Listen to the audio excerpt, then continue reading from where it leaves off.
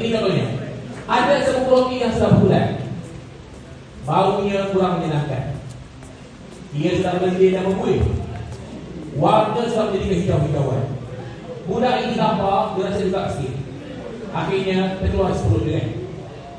Okey, salah semua sekali. Ulang semula. Nombor 1 bulat, 2 busuk, 3 pendek, 4 5. Subjek pendidikan Islam. Buku tebal ke tipis? Tebal. Ini soalan tebal ya. Tengok. Ini sebabnya. Apa rasanya Ustazah sudah hafal semua ni?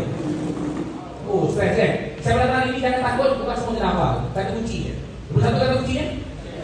Tepat sekali. Tandakan ibadat saja. 2 macam mana? Betul? 3 pendidikan.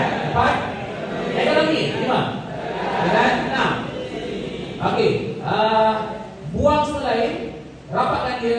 Ini saja tak payah stres. Okey, contoh. Macam untuk ingat tak kita belajar asnaf yang berhak menerima zakat. Ramai tak ingat ni kan? Saya pernah ingat senang saja. Ini gambar dia. Dan ini ceritanya. Kita ni lah. Pertandingan badminton di antara fakir dan miskin. Melawan Amir dan Wala. Siapa tengah siapa lantai? Amber. Siapa tengah lantai tu? Yes. Siapa jaga line kat belakang tu? Dan seorang lagi jaga line tu. Oh, sekejap. Nampak macam main ni kan? Tapi cuba tengok. Dia akan ingat 5 sebab ni. Kita cuba. 1, 2, 5. Okey. Sikit. Amir. Wala. Oh, sekejap. Dalam exam, dia tanya semua ke? Dalam exam, dia tanya 3 saja. Kita sekali tengok 5 dah ingat. Dia semua nak bagi.